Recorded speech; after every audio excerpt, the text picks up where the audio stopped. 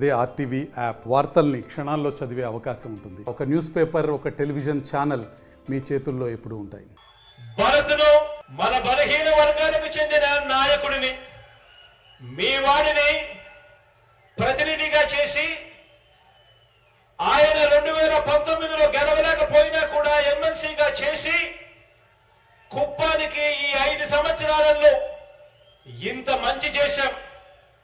ఇదే భరతుని, మీ వాడిని కుప్పం ఎమ్మెల్యేగా ఎన్నుకోండి. కుప్పం ఎమ్మెల్యేగా ఎన్నుకోండి. నా కేబినెట్ లో మంత్రిగా స్థానం ఇస్తాను. నా గుండెల్లో పెట్టుకుంటాను.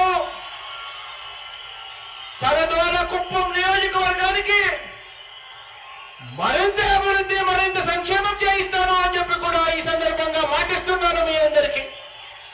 మరిన్ని వీడియోస్ కోసం ఛానల్ ని సబ్స్క్రైబ్ చేయండి. లేటెస్ట్ అప్డేట్స్ కోసం వాట్సాప్ ఛానల్ ని ఫాలో చేయండి. అండ్ లింక్ డిస్క్రిప్షన్ లో ఉంది.